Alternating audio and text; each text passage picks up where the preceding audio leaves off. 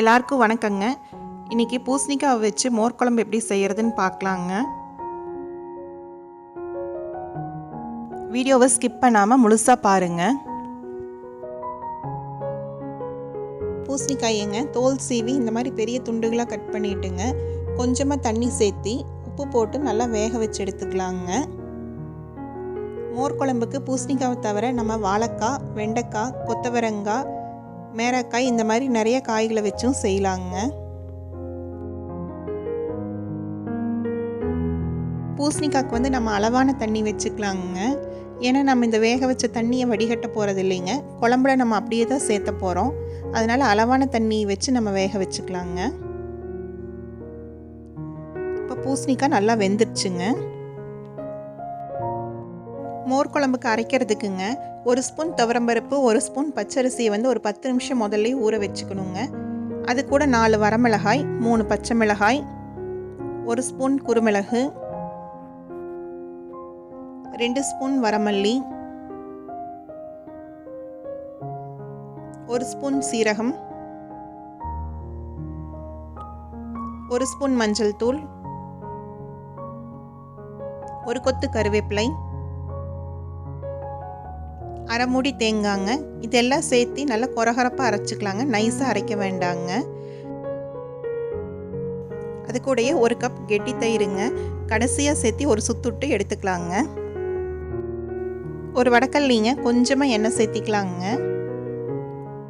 எண்ணெய் நல்லா காஞ்சதுமே கொஞ்சம் கடுகும் 1 ஸ்பூன் வெந்தயமும் போட்டு தாளிச்சிக்கலாங்க. வெந்தயம் செவந்ததுமே நம்ம ஒரு 10 சின்ன வெங்காயம், 1 பெரிய வெங்காயம், 1 கொத்து கருவேப்பிலை, 1 வரமிளகாய் போட்டு வணக்கிக்கலாங்க. வெங்காயம் நல்லா வணங்கினதுக்கப்புறம் நம்ம அரைச்சி வச்சிருக்கிற மசாலாவை உள்ளே சேர்த்திக்கலாங்க. அது கூடவே கொஞ்சமாக தண்ணி சேர்த்திக்கலாங்க.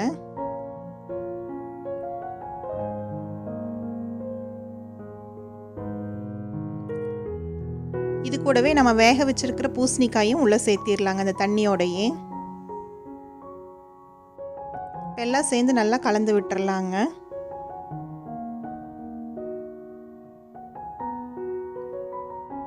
இப்போ நம்ம குழம்புக்கு தேவையான அளவு நம்ம உப்பு சேர்த்திக்கலாங்க.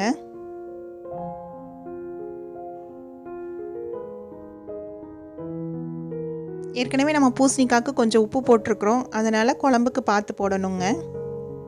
இதெல்லாம் சேர்த்து நல்லா கலந்து விட்டுங்க. மீடியமான தீயில ஒரு 10 நிமிஷம் நம்ம நல்லா கொதிக்க வச்சிடலாங்க.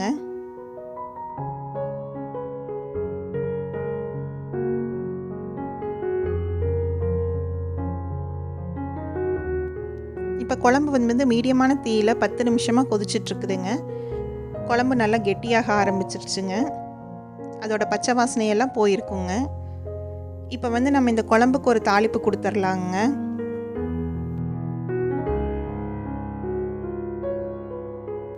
ஒரு வடக்கல்லிங்க 2 கரண்டி தேங்காய் எண்ணெய் சேர்த்திக்கலாங்க. எண்ணெய் வந்து மிதமான சூட்டில் இருக்கையிலேயே நம்ம சீரகத்தை சேர்த்திடலாங்க.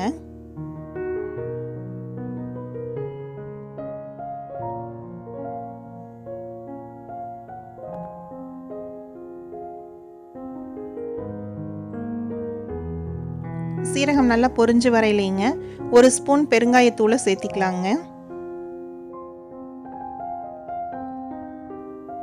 அது கூடவே 1 ஸ்பூன் வெந்தயத்தூளுங்க, 1 கொத்து கருவேப்பிலைங்க. இதெல்லாம் போட்டு நல்லா தாளிச்சுங்க. நம்ம ஏற்கனவே கொதிச்சிட்ருக்கிற குழம்புல நம்ம ஊற்றிடலாங்க.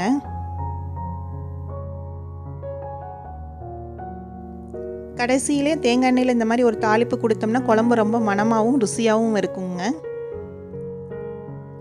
அதனால தான் கடைசியில் தேங்காய் எண்ணெயில் பெருங்காயத்தூளும் வெந்தயத்தூளும் போட்டு நம்ம தாளித்து உள்ளே ஊற்றுறோங்க.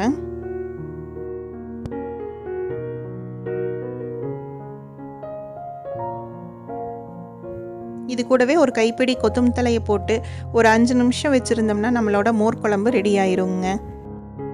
இந்த குழம்பு வந்து சீக்கிரம் ரெடி பண்ணுற குழம்பு வகைகளில் ஒன்றுங்க. ஒரு 15லேருந்து 20 நிமிஷத்துக்குள்ளாரையே நம்ம மோர் குழம்பு சீக்கிரம் ரெடி பண்ணிடலாங்க. நீங்களும் வீட்டில் செஞ்சு பார்த்துட்டு சாப்பிட்டுட்டு எப்படி இருந்துச்சுன்னு சொல்லி கமெண்ட்டில் சொல்லுங்கள். வீடியோ பிடிச்சிருந்ததுன்னா லைக் பண்ணுங்கள், சப்ஸ்கிரைப் பண்ணுங்கள், கூடவே இருக்கிற பெல் ஐக்கானையும் கிளிக் பண்ணிடுங்க.